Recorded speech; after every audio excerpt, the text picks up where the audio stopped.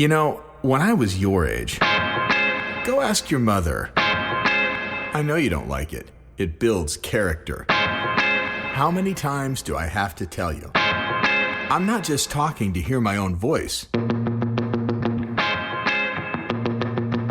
Hello, listener, and welcome to Dadages. I'm your host, Chad Hagle, and if you are looking for some fatherly wisdom for your career, your family, or any other aspect of your life, then you've come to the right place. If you want to learn more about Dadages, find additional content, submit questions or feedback to me, or if you want to know if that mental picture you have of me after hearing my voice matches my real face, visit dadages.com. Thanks for being here. And before you listen to our podcast, please listen to your father.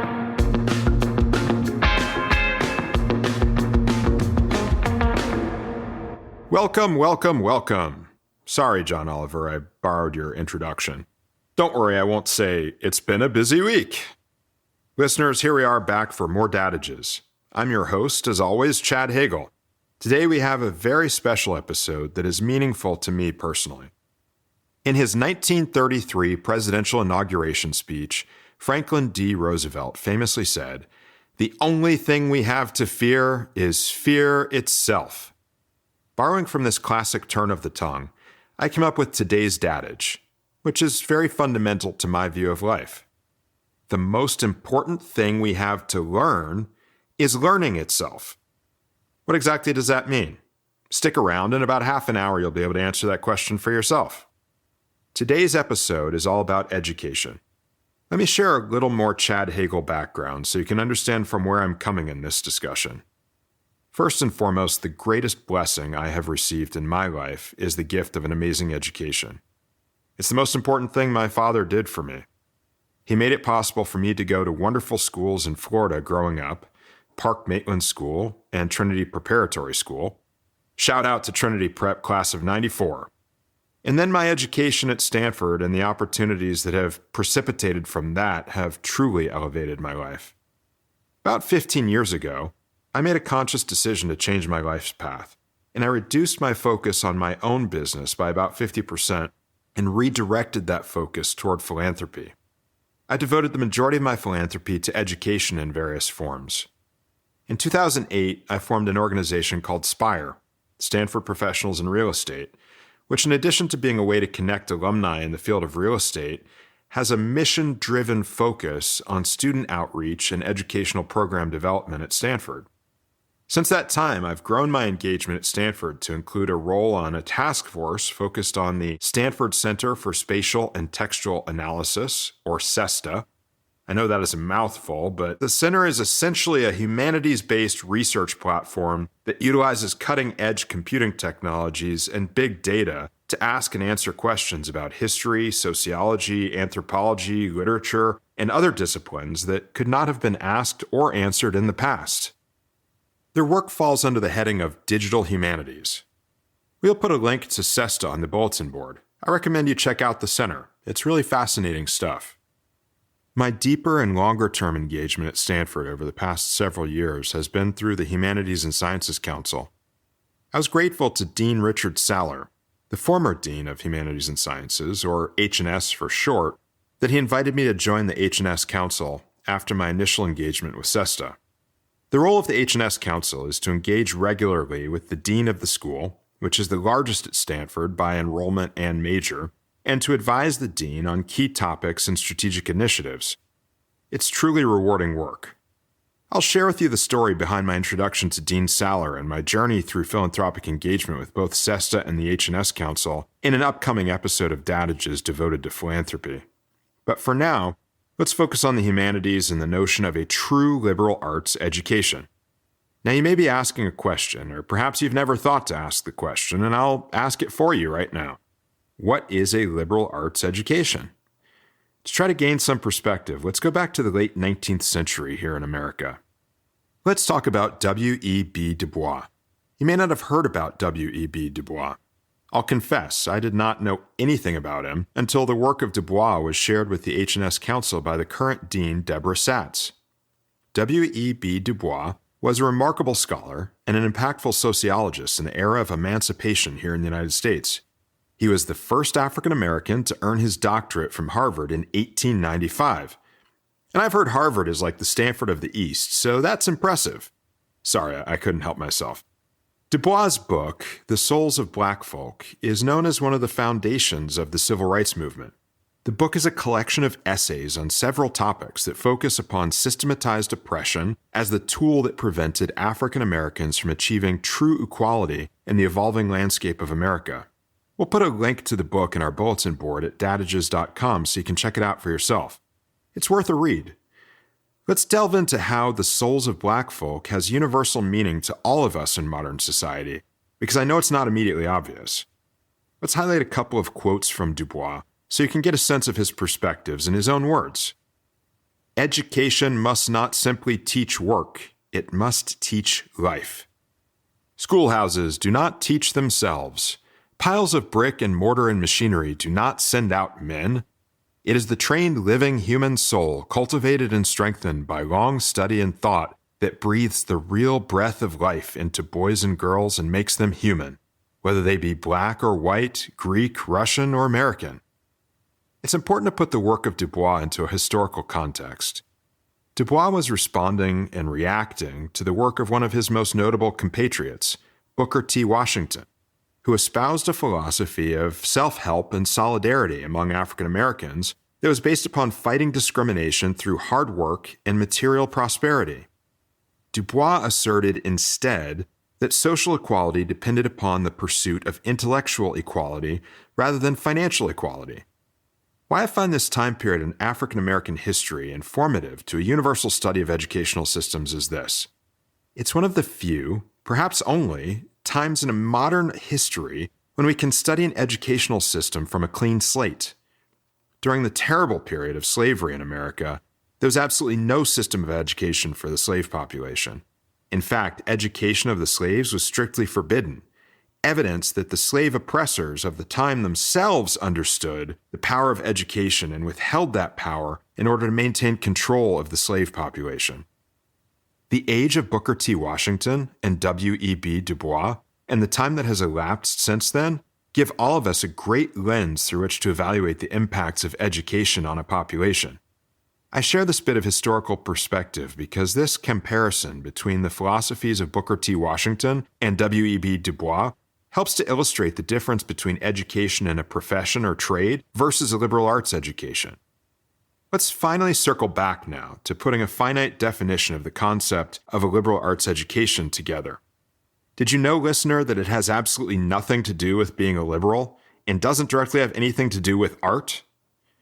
While many forms of art and the study of art are included in the liberal arts, the term art, in this case, refers to a learned skill, not actually some form of what we define as art. But I want to focus more on the word liberal.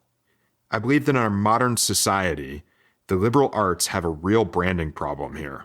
Let me explain.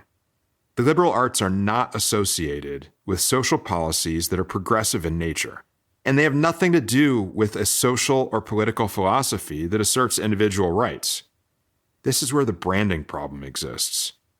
The term liberal is so highly charged in our society, and higher education is under attack on this very basis of political ideology. Many outside of higher education believe that our university system has become overrun by an intellectual elite that is focused on a liberal political agenda and promoting socialist ideals through the practice of education. And it really doesn't help when the general population sees the word liberal staring them in the face. Come on, academia, that's just too easy. You might as well put on a duck suit in a political shooting gallery. And these people outside the realm of higher education are just Capitol-storming MAGA enthusiasts with no sense of reality, right? Sorry, but no. Even those closest to higher education share these concerns. John Etchemendy, former provost of Stanford, published a piece for Stanford News as far back as February 21, 2017, entitled "The Threat from Within." In that piece, he wrote, "Over the years, I have watched a growing intolerance at universities in this country. Not intolerance along racial or ethnic or gender lines, rather a kind of intellectual intolerance, a political one-sidedness that is the antithesis of what universities should stand for. This results in a kind of intellectual blindness that will, in the long run, be more damaging to universities than cuts in federal funding. It will be more damaging because we won't even see it. Again, that was 2017. Things have only gotten worse. I think the impacts of COVID definitely accelerated the proliferation of this intellectually blind culture foreshadowed by Etchemendy. So what does the term liberal in liberal arts mean in its apolitical sense? It comes from the Latin libertas, meaning freedom. Libertas was actually a Roman goddess who was the personification of the concept of freedom. Images of libertas adorned coins in the Roman Empire and even served as a symbol employed by the assassins of Julius Caesar. Early depictions of libertas are not all that dissimilar to our Statue of Liberty here in the United States. A liberal arts education is one that embodies the spirit of libertas.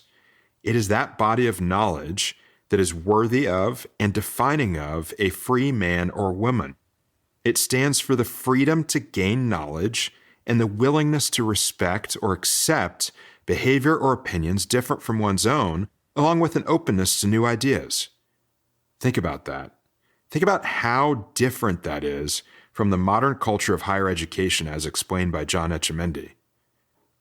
In addition to the branding problem for the humanities, there is perhaps one greater problem, which is the overall decline in enrollment and participation in the humanities across the country. According to the publication Best Colleges, in 2020, the number of college students earning a bachelor's degree in humanities fell for the 8th consecutive year. Over that time, the number of humanities degrees awarded dropped by 25%.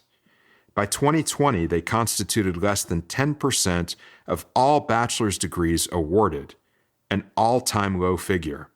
In fact, the more traditional humanities disciplines, English, history, philosophy, and foreign languages and literature, accounted for a mere 4% of bachelor's degrees awarded in 2020. What is driving these declines?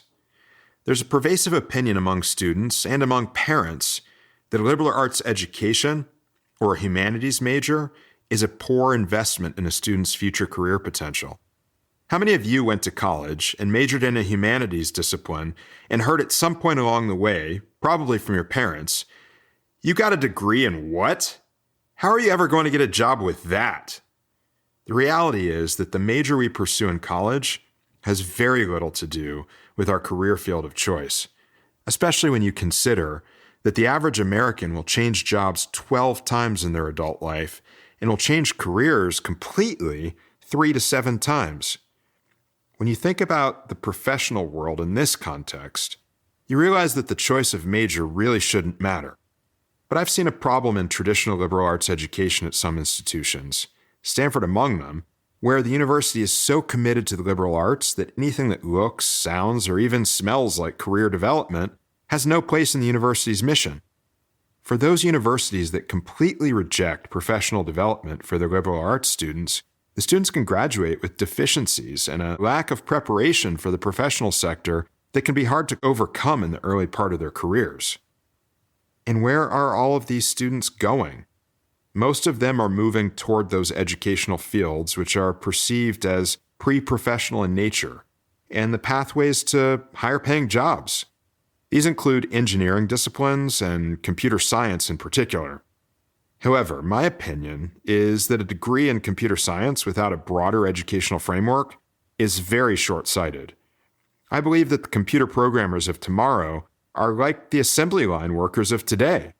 The utility value of these employees is declining as automation increases. Automation in the case of computer programming is AI, artificial intelligence. Programming is an essential skill for anyone who wants to use computers. However, the field is becoming outdated since it's been driven by computer algorithms. In a few years, programmers will become obsolete since they can't invent programs on their own. Programming has been around for 50 years, and it's a field that's based on logic and math. Since programmers can only copy what's already been programmed, their skills will become obsolete.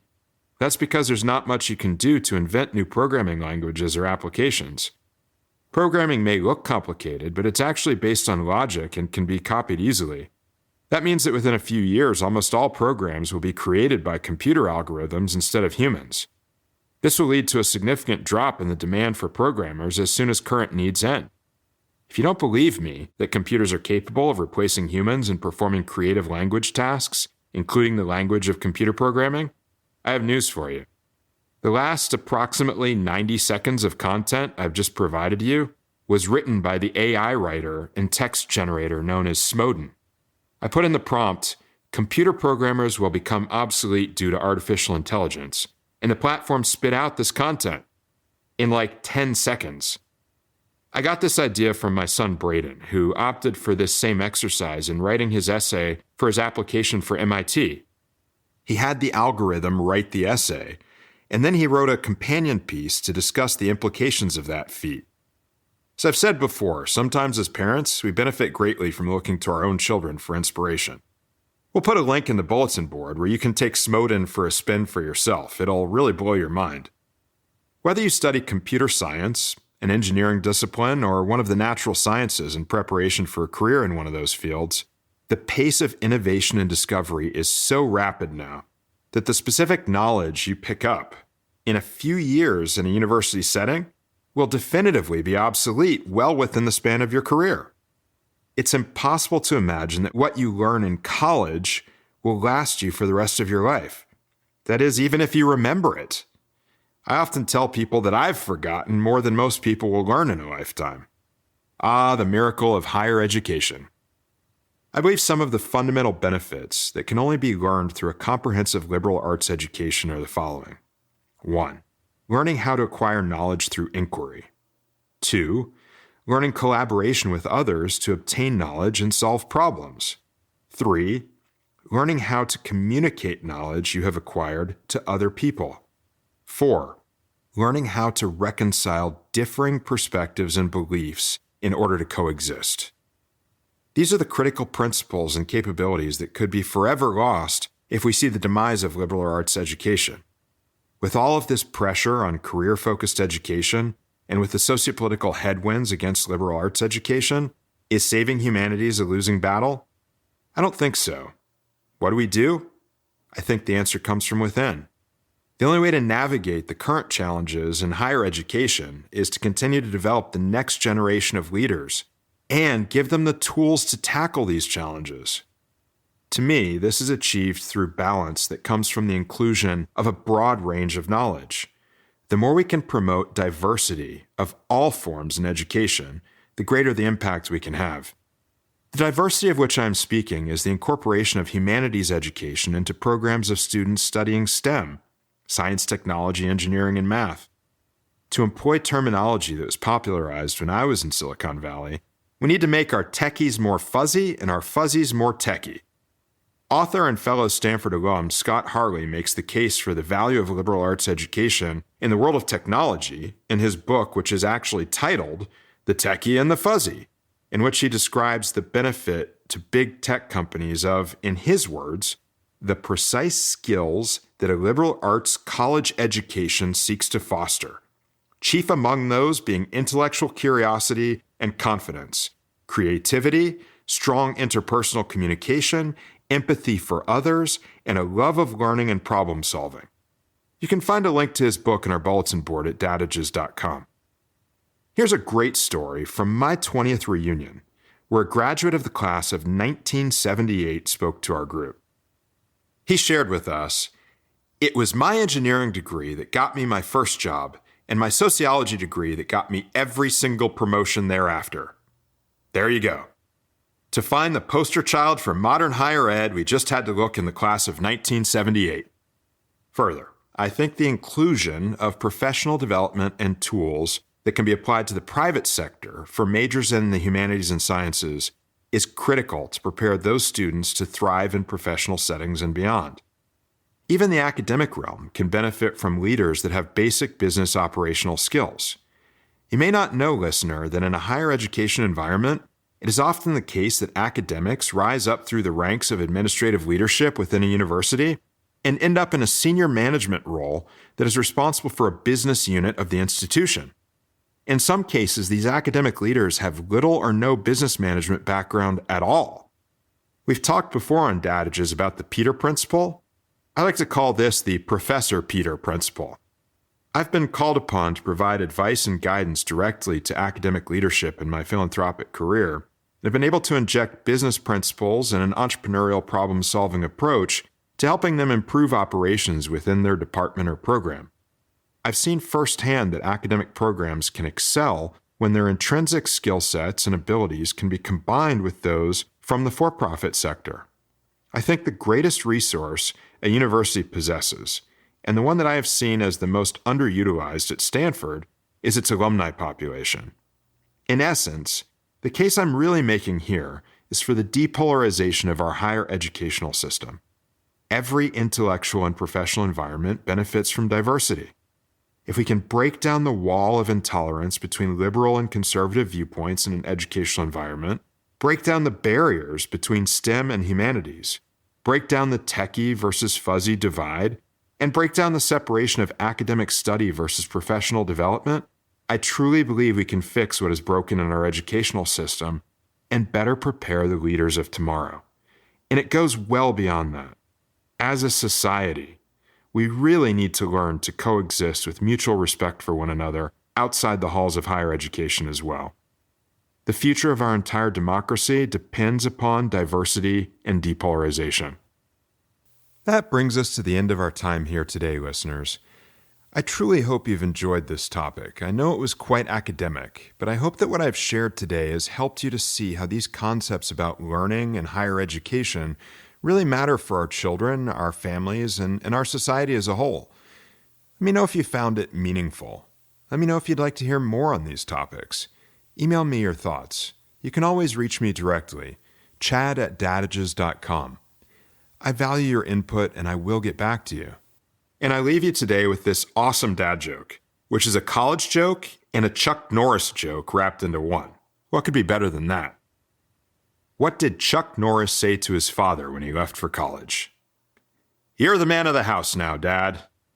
Remember, Dad may not always know what he's talking about, but he sure can sound like he does. Thank you for listening to Dadages. If you enjoyed this episode, remember to visit dadages.com and subscribe to the Dadages podcast to get notified for future episodes. You can rate or review on Spotify and Apple Podcast. Why? Because I'm your father, and I said so. Just a little respect is all I ask for. I put a roof over your head and food on the table, and what do you do? No, tell me exactly what do you do, because I'm doing everything. I'm paying for everything. No, get back here. Get back here right now.